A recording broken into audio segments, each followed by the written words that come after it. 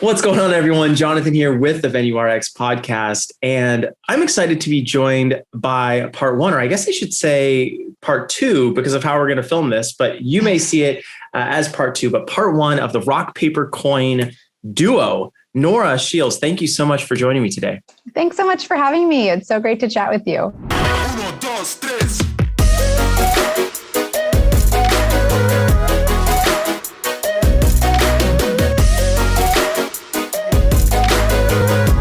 Well, I am really excited because I love efficiency tools. I love anything that modernizes the wedding and event space. And I feel like this can sometimes be a little bit more of an archaic, slower moving industry as far as adopting efficiency tools. And, I kind of like to think about it like SaaS companies maybe on, the cutting edge of technology, and venture capitalists, of course, want to put their money into the future.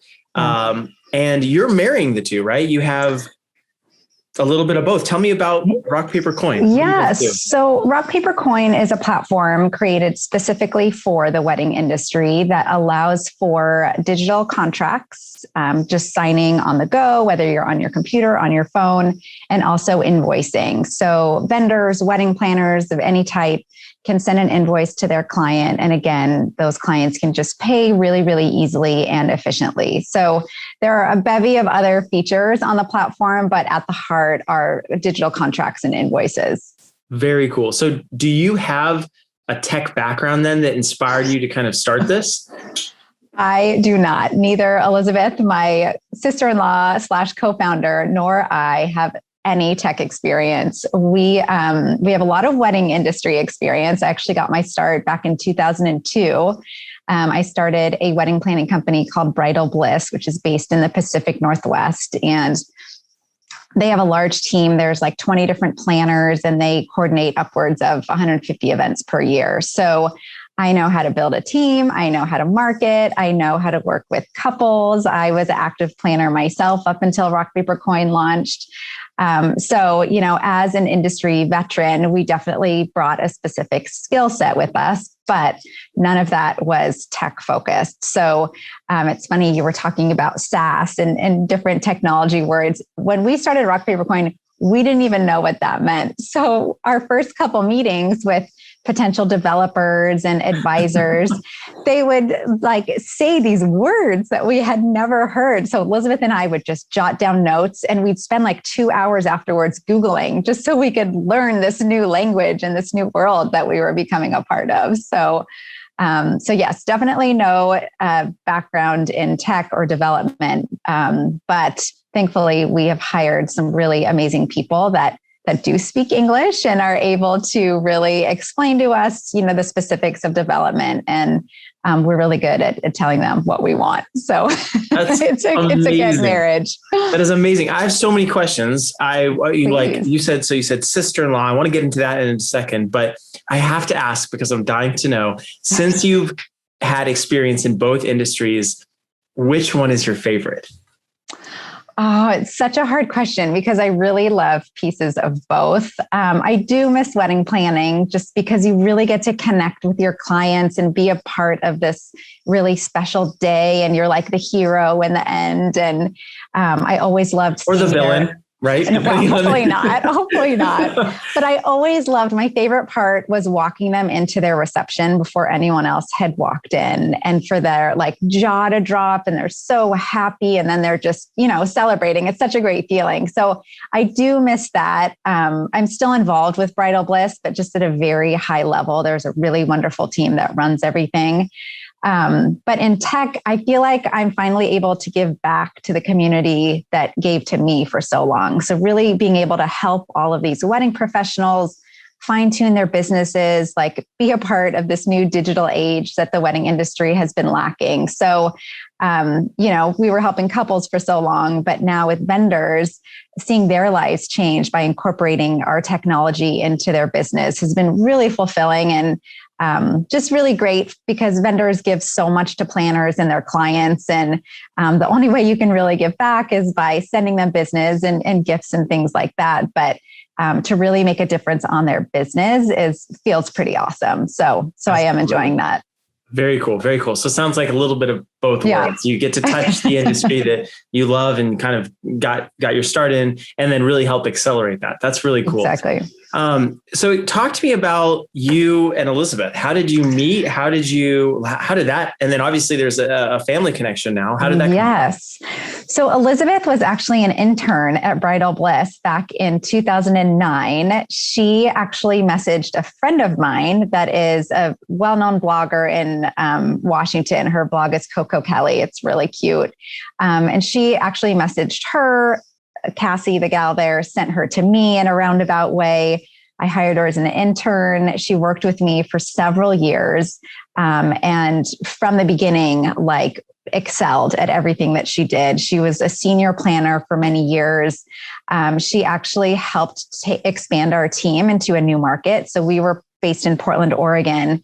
And she helped expand us into Seattle, Washington, and kind of the Central Oregon Bend area. So she kind of led that charge. And Elizabeth is very much a forward thinker, where I am, I like to perfect something before I move on and like feel really comfortable with it. So she is always pushing me out of my comfort zone to be better and do new things. So our relationship is really great there. And we had such a great relationship that a couple of years in, I actually introduced her to my brother-in-law, my husband's brother, and they are since married with a couple kids.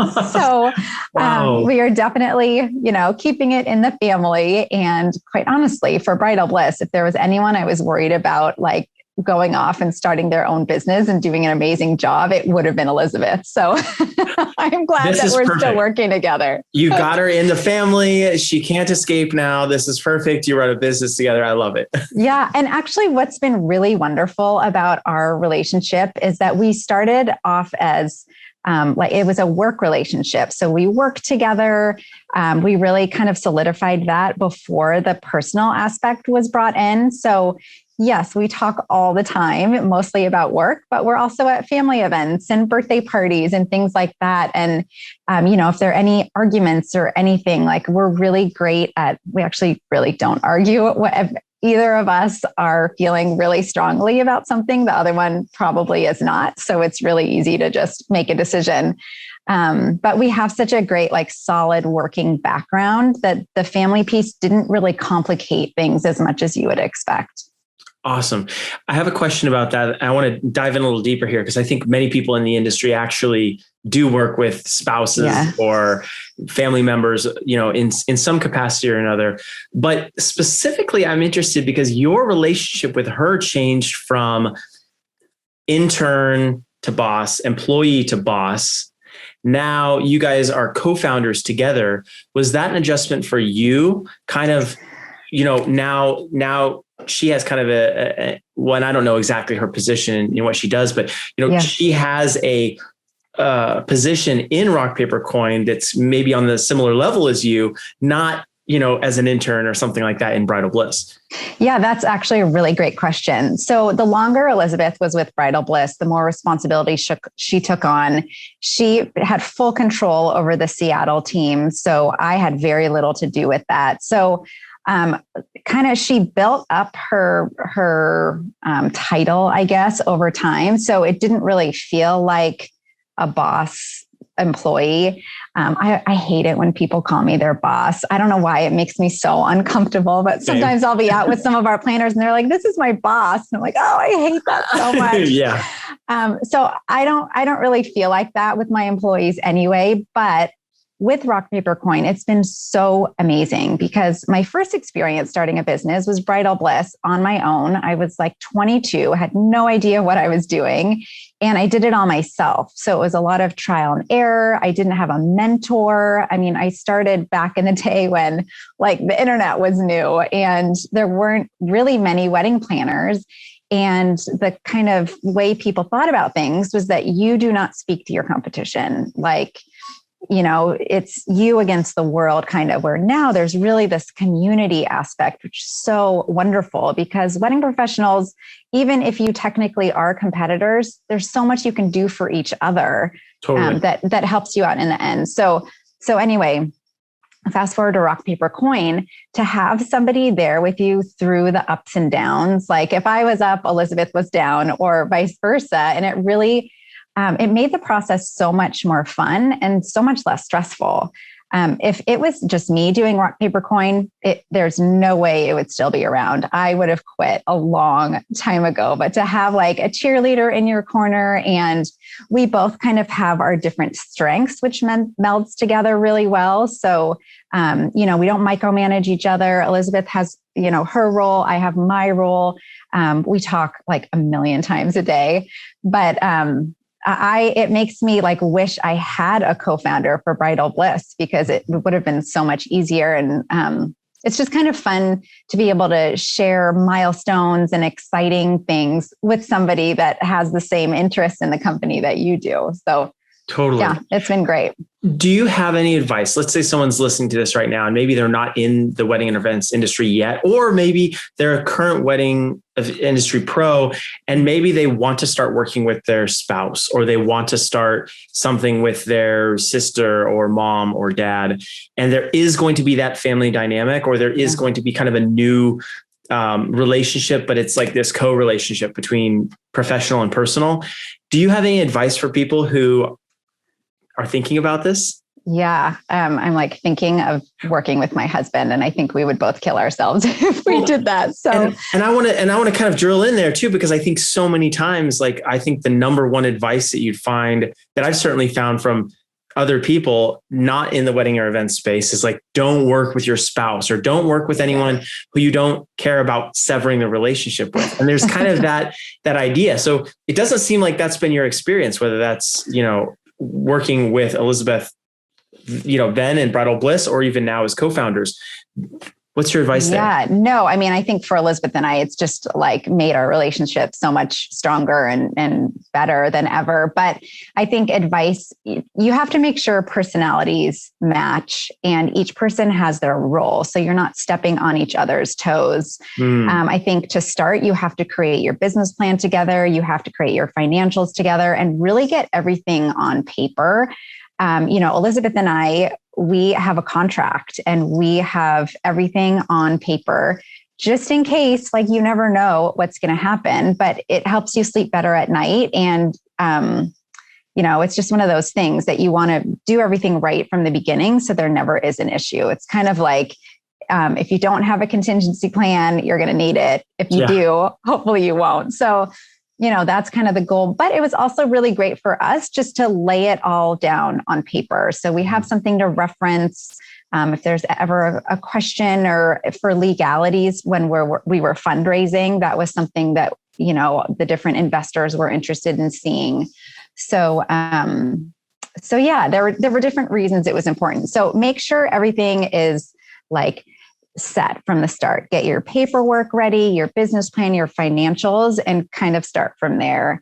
And obviously check in regularly. Like I said, Elizabeth and I talk all the time, but we both also fully trust each other. So if she needs to make a decision about something, I have full faith that, she will make the right decision, and vice versa. Totally. Do you get some raised eyebrows if you go into, let's say, some sort of pitch or something like that, where you're raising money and you're like, hey, and you guys have the same last name? Are people like, oh, they must be sisters? Or are there some kind of assumptions that you've encountered? Yeah, people think we're married a lot, which makes us laugh. And then they look at us sometimes when they assume that we're sisters, and they're like, no, they look nothing alike. So they go sisters, they go married, and then they're like, wait. And then, so is I don't know. Cool. And they tell you, or when you tell them, Yeah, it's such a fun story for us. We love sharing it. So yeah, just kind of a fun thing about us. That's neat. Well, I love that. And I really hope that folks listening to this, if they are considering working with their spouse, I know I work with my spouse, and it has been, I can say very honestly, very, very challenging, but very, very, very rewarding. It has been, there's definitely struggles and different things, but to have someone who you can be bouncing things off of, even sometimes if it's just like in bed at night when you were like really something's like really going on in your brain. I know it can be taxing on the other person for sure, but like you said, laying it out, having some boundaries and everything, how you relate to the other person. Nora, the other thing that I was just listening to your story that I was hearing that I think was so cool is I really think you have more, like humility, like powerful humility than you give yourself credit for, because I think of so many bosses who would have a very hard time, saying, hey, here's this person that I've worked with in an employee capacity. Let's become co-founders together. There's an ego thing there that I think happens. And I love that it seems like you just were able to transition there and you were able to say, hey, look, I really value what you're bringing to the table. You're making me a better person. And even what you said about your other employees, right? Like you don't want to be like the boss. There's no power trip there. So that's really cool. Thank you. That's really sweet of you to say. Yeah, it's just something I was picking up there. But and I'm hoping that's inspiring to our listeners, because that I think is a much better way to do business. But I have a question about you scaling the team before we get into rock, paper, coin. Sure. Because you've obviously built an incredible company, an incredible wedding business in the industry outside of this, basically SaaS company, right? That you're now bringing to the industry. What are some things that you feel like helped you be successful scaling that company? Because so many planners spend a decade, 5 years, 2 decades, right? Building a team, and then they're still stressed out. Maybe they're burnt out. They're a little jaded. They haven't scaled their team. Mm-hmm. Are there some things that you did that helped you to become successful? Yeah. I think first and foremost, setting up new hires in your team, even throughout time, with the tools that they need to succeed. So training is really important to us, not only like learning everything in advance, but hands-on training. So most of our planners will assist at weddings for an entire season at a minimum before they take on their own. At times we've hired planners from other firms that have maybe moved to our state or something like that kind of come with the basics of wedding planning. But we really want to get our assistants' hands dirty and see how our planners deal with problems that come up on the wedding day, because you can take any course on wedding planning, but it doesn't tell you like what to do if the cake falls over, or if the bride, took too much muscle relaxer medication, or, there's like so many crazy things that happen that you can't really be prepared for.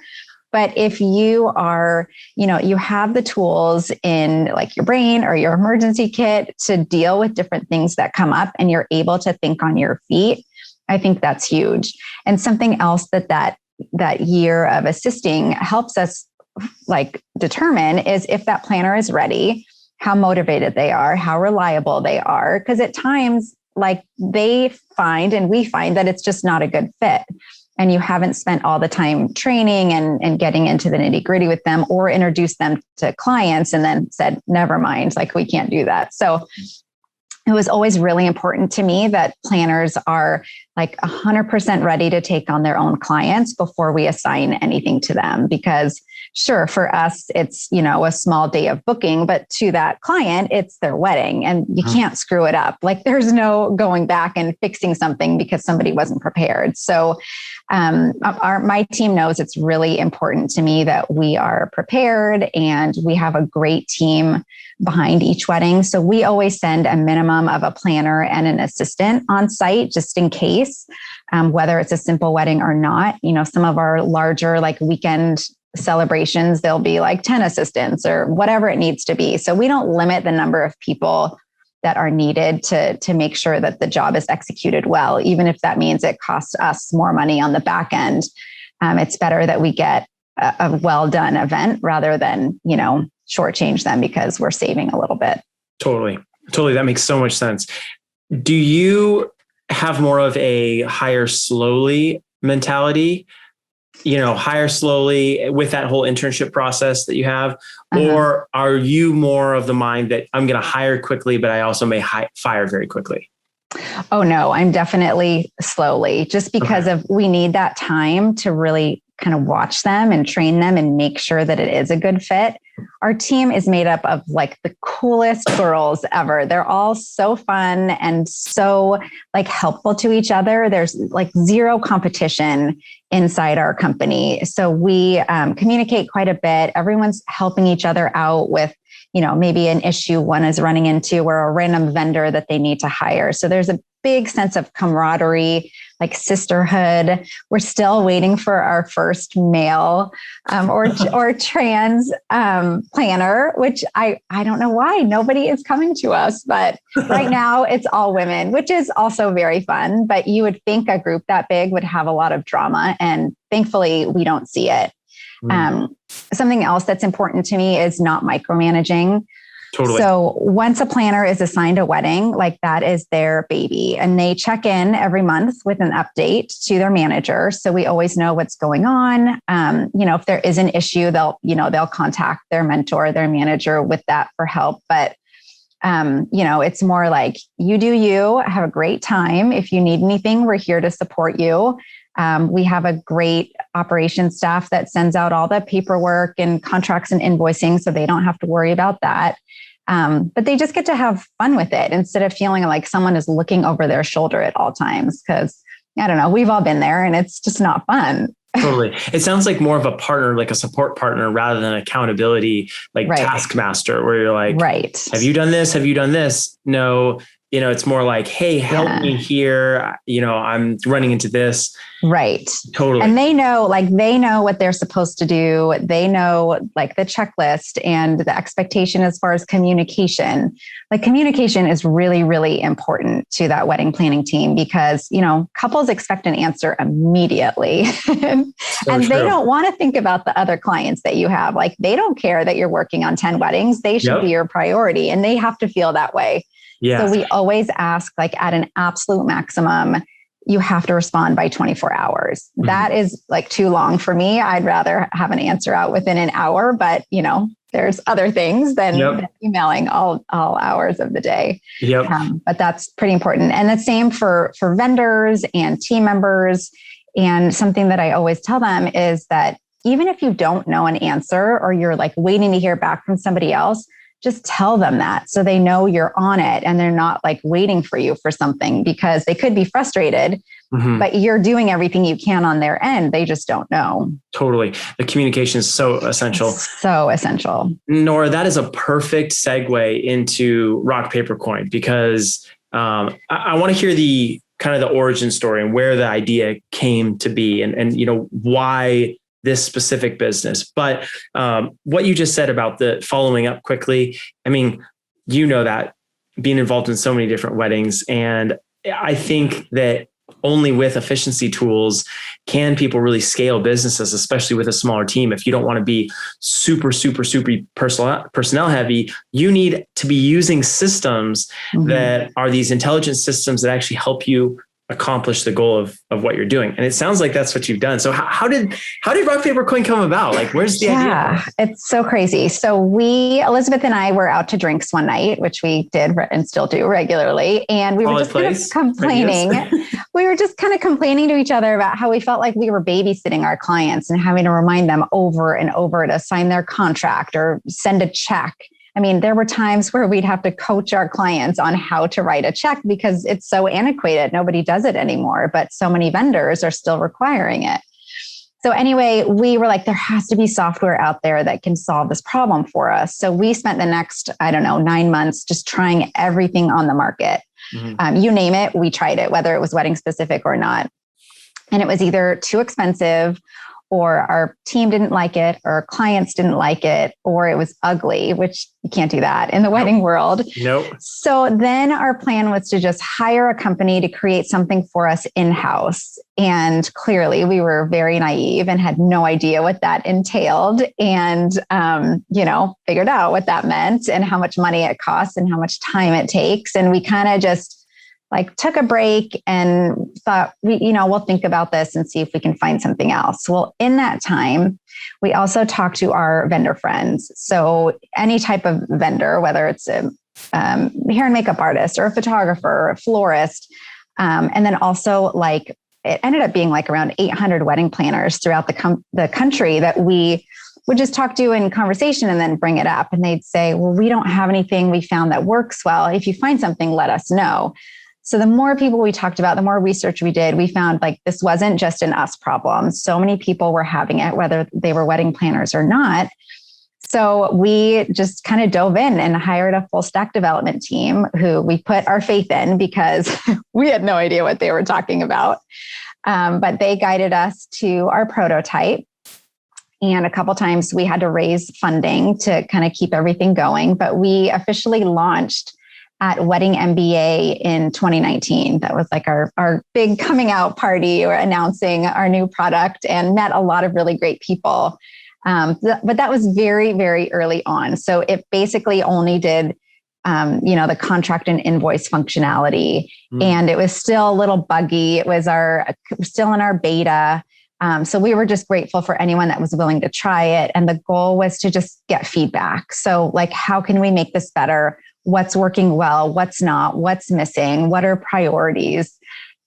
So we were able to glean a lot of that information from our early users, who most of them are still using rock, paper, coin today. When you were going into some of those meetings to raise money, did you feel any pushback for, you're building a SaaS product for like we said, kind of an industry that's been a laggard in some ways to adopt technology. Yeah. Did you get pushback from investors who maybe weren't as excited about, the opportunity of getting into this industry, or was that a pretty easy conversation? No, a lot of our time fundraising was just educating on the industry because, most people aren't aware of it unless they've planned a wedding or their child has planned a wedding. So it's a very brief time frame. So it was more kind of explaining how the wedding industry works. And many times we would compare it to the construction industry. So there's three key players. There's the general contractor, who is essentially the wedding planner that manages everything. There's the client that's hiring everyone. And then there are the vendors. So for the wedding industry, that would be photographer, florist, whoever you hire. And for construction, it would be like the tile guy, the roofer, whatever. So all three parties have to work together and they have to meld. So most of the platforms out there, it's a B2C relationship. So they completely leave the wedding planner out. Now, we all know that wedding planners basically run the industry. They have control over who their clients hire, where the money is spent. And so if they're left out of the contracting or the invoicing process, it makes their job so much harder. And that's where it goes back to what Elizabeth and I were complaining about having to remind our clients. So many clients would get an invoice, for example, via an email from their vendor. So either they'd have to cut a check or that vendor would be using another platform. So the client would forward the email with the invoice to us, the planner. We would click the link and it's a broken link because it's not associated with our email address. So there's all this frustration and back and forth, and it's just like an annoying process. So with us, the planner is included on all communication. So if there's an invoice sent, if there's something due, the planner is notified. And one of our key defining features is the ability for clients to give their planner permissions to act on their behalf. So let's say you're a photographer, I'm a planner, we have a client, you want to send them a contract for your services. You send it along, they'll get a notification, I'll get a notification. And if my client has given me permissions, I can sign it on their behalf. So I would just say Nora Sheils on behalf of so-and-so, and it's a legally binding contract between you and them. Wow, so we don't have to wait for that client to act. We don't have to wait for them to check their email after work. We don't have to remind them 1,000 times. I can just do it. That's huge. So it's such a time saver. I can't even really tell you. I can't. Yeah. I'm just thinking about it right now with my experience in the industry. You're going back and forth so many times. So much. And sometimes it's the vendors are working with a client that's not as responsive as we would like. But sometimes it's the other way around. We manage 2 venues and my venue managers are constantly waiting for, different pieces of information, COIs or payments, and then she's got to go out there and chase some folks down sometimes. So that's huge. Really valuable industry. Yeah. And something else, as we're able to make payments on our client's behalf, one thing that a lot of wedding planners do is make payments and their clients reimburse them. Well, I used to do that at Bridal Bliss and I was burned once and I would never do it again after that. So with Rock, Paper, Coin, the client signs up. It's a really quick, like 20-second sign up, but they have the opportunity to load as many payment methods as they want on their profile.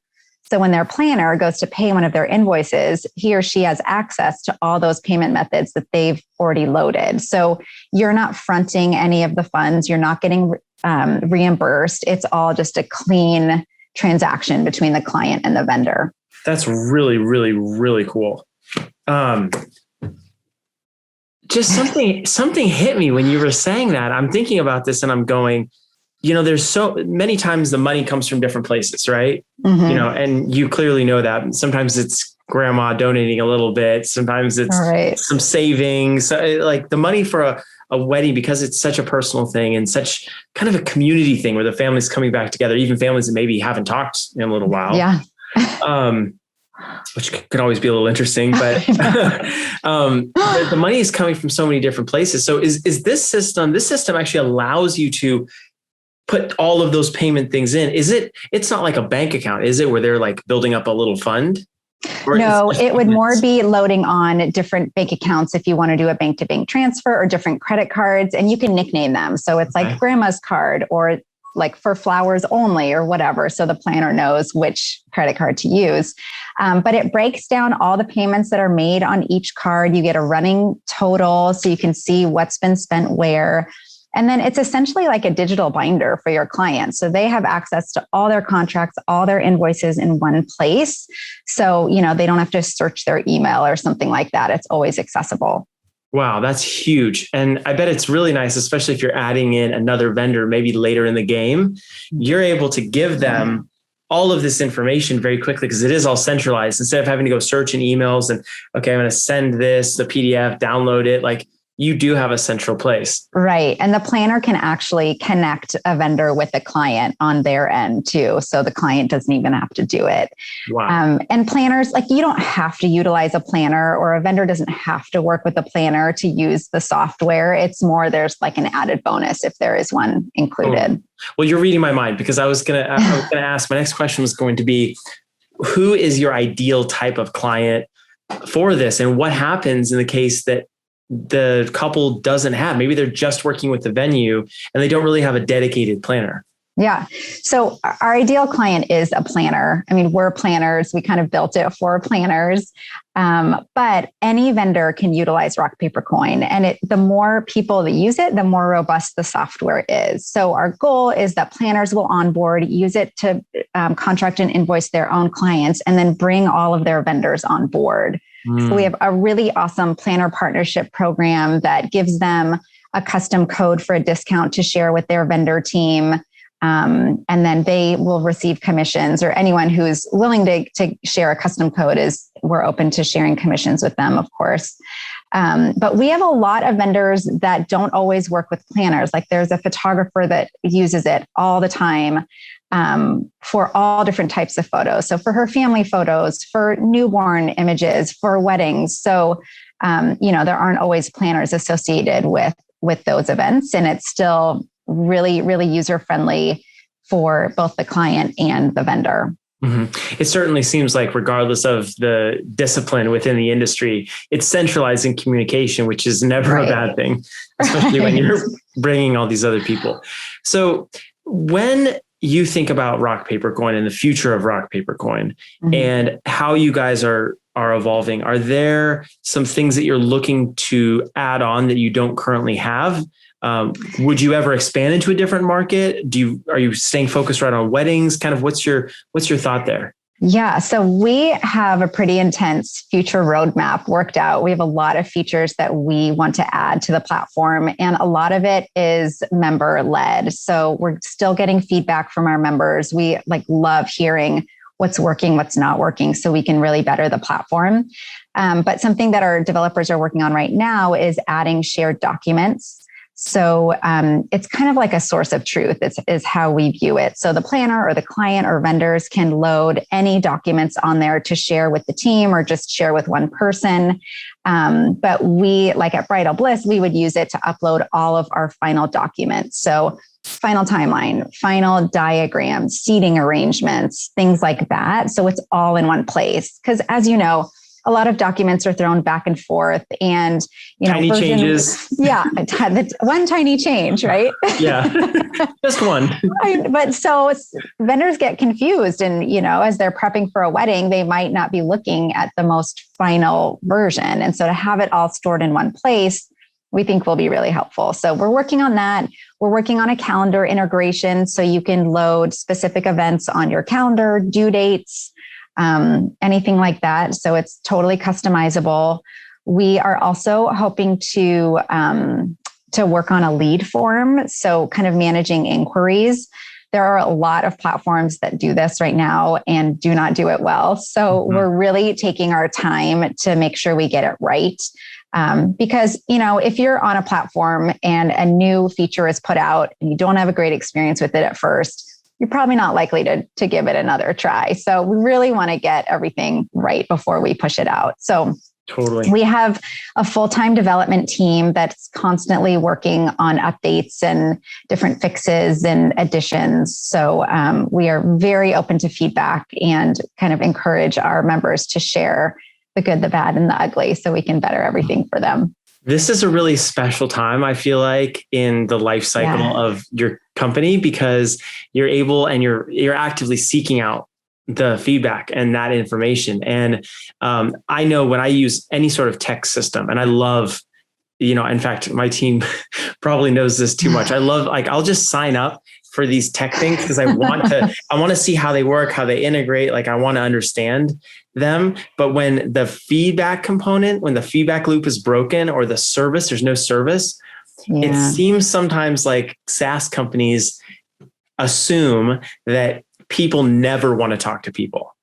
And that's not funny. Always true. There is a right application for the customer service. And then when the customer service happens, or when there is a person-to-person interaction, it's got to be good because it's not happening very often. Totally. Customer service is incredibly important to us.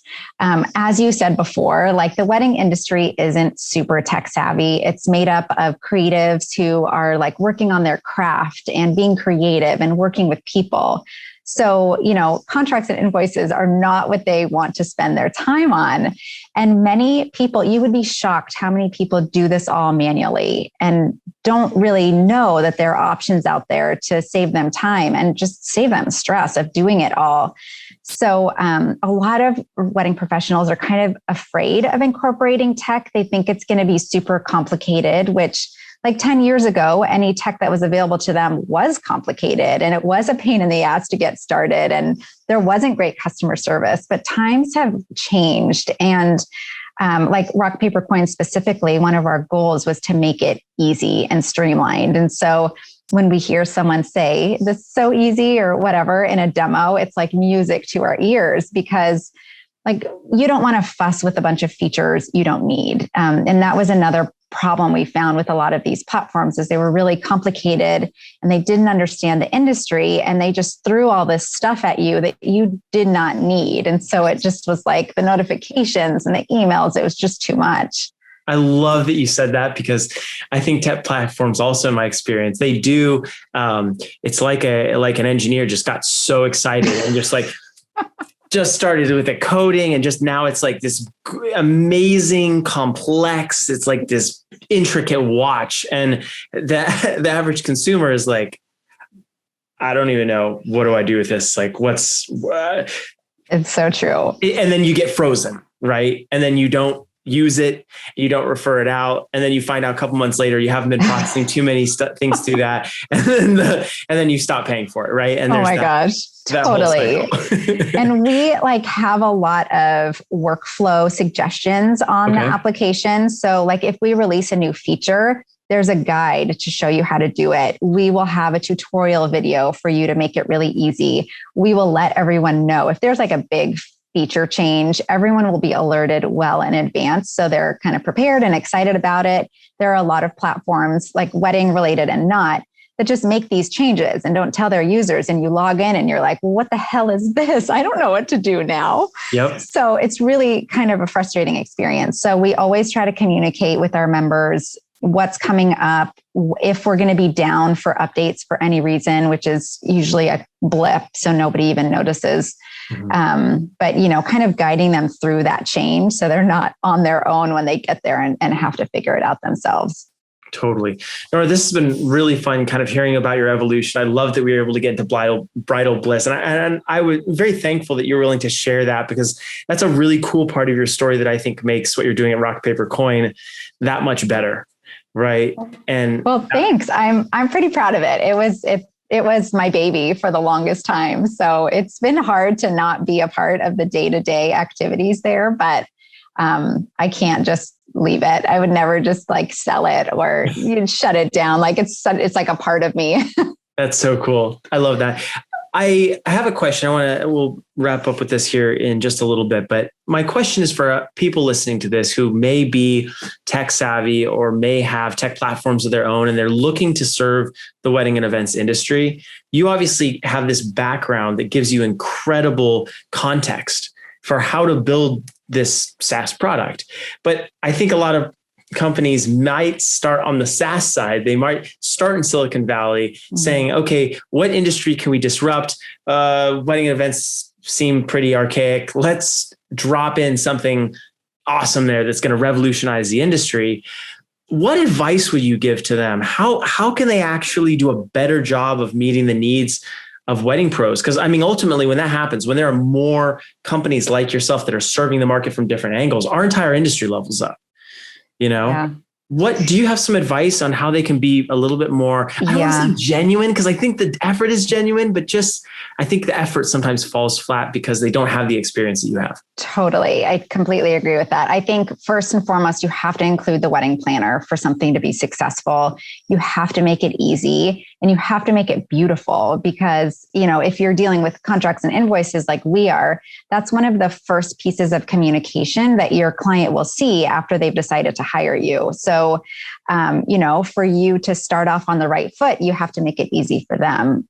Most clients getting married today are Gen Y, Gen Z. They've grown up in a digital world. Everything is quick and easy and streamlined. And so if they're working with vendors that, want to check or need you to print out a PDF, like they have zero patience for that. And as a company, you will lose business. So I think for any platform coming in, you have to understand the space.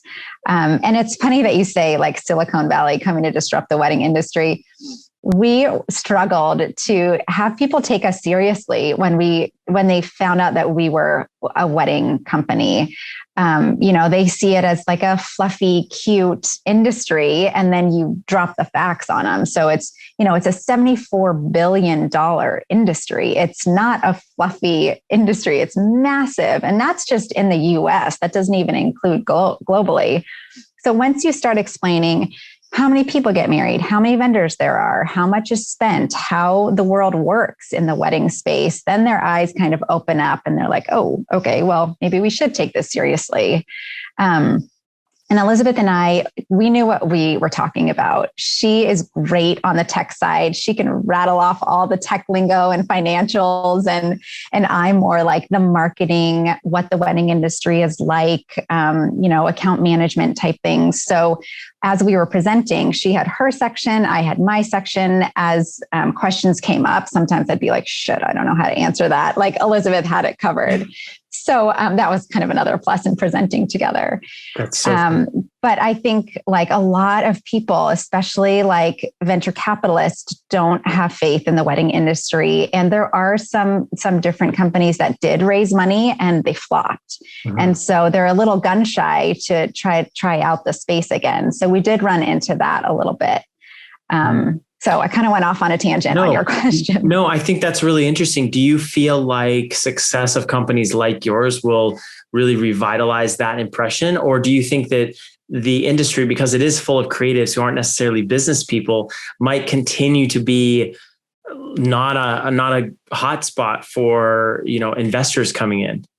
No, I hope that our story and hopefully our continued success will be a wake-up call for a lot of different investors and business people. We raised money in a pandemic when there were no weddings happening. Like, we launched at the end of 2019, months before COVID hit, and the country shut down. So we were still able to transact a significant amount every single month, even though weddings weren't happening. So it was kind of a blessing and a curse, because we definitely did not transact as much on the platform as we would have had there been a true season. But all these wedding professionals had downtime to really stop, take a high look at their company, see what was working, see what wasn't. At that point, they may have been getting inquiries, or they may have had to send contracts to their clients, like liability releases or things like that. And if they weren't working with a software program, their life was a lot harder and their clients were a lot more frustrated. And so we had a massive amount of signups, and we continue to, just because companies know that they really have to embrace the digital options to stay in business and to enjoy their life, because it's such a time saver. Mm-hmm. I totally love what you're doing. I feel like just being a millennial, on the cusp of the millennial time frame, and looking at our industry and looking at everything, there is this break off. We're used to Venmo and Zelle and fast, and 3 seconds and 15 seconds and 30 seconds, and keep the attention span. And then you get to something like a wedding, and it's like you have to just forget all of that and be okay with a horse-drawn carriage. Right. It doesn't work. And you might want a horse-drawn carriage, actually, not, a payment system that works that slow. And so what you're doing, I think, is really revolutionary. And I'm excited for our listeners to check you guys out, because I think, again, like I was saying, our passion here at the Venue RX is to elevate and really help the industry level up from this business perspective. And you're at the cutting edge of that. So thank you so much for coming on the show. Well, thank you so much for having me. And thank you for so much that you're doing to elevate the industry. I think it's much needed. For anyone listening, we'd love for you to try Rock, Paper, Coin out. If you sign up, use the code WED, WED21, and you will get a free year on the platform. Amazing. And this is very cool, because if you're listening to this, and we launched this after, we did twist Elizabeth's arm. We didn't have to twist very hard. She was awesome, but she said that she would have a code for our listeners. Oh, good. Well. And literally, we're recording this so close that I know you haven't even had a chance to talk about it yet, but literally, listen, if you're listening to this on audio platform or on YouTube, checking us out, it's worth it to go and check out Rock, Paper, Coin, and just take a high level, like you were saying, Nora, take a high level look at your business and see where, the inefficiencies are, because ultimately, I think you'd agree, the industry is full of people who want to serve and want to help and want to give to the couples. And you're not doing anyone any services or any favors, including yourself, if you're using outdated processes. And so, Nora, what you guys have built, continue to build what you girls are doing. I love it. Thank you. Keep going. Thank you. I appreciate it. Awesome, Nora. Well, where can people find you if they do want to check out Rock, Paper, Coin, check out your guys' Instagram, you personally, where are they headed? Yeah. So check out rockpapercoin.com, and on Instagram, we're just at rockpapercoin. So you're always welcome to email me. I do demos. So if you want a personal demo or one for your team, I'm just Nora at rockpapercoin.com. I love it. Very cool. Well, Nora, thank you again for being here. And I can't wait to see how your business grows. And maybe we can even have you and Elizabeth on a little bit later, as you continue to succeed here. I love it. Well, thank you. It was so great to connect with you today. And thank you again for all you're doing for our industry. My pleasure. It's a blast.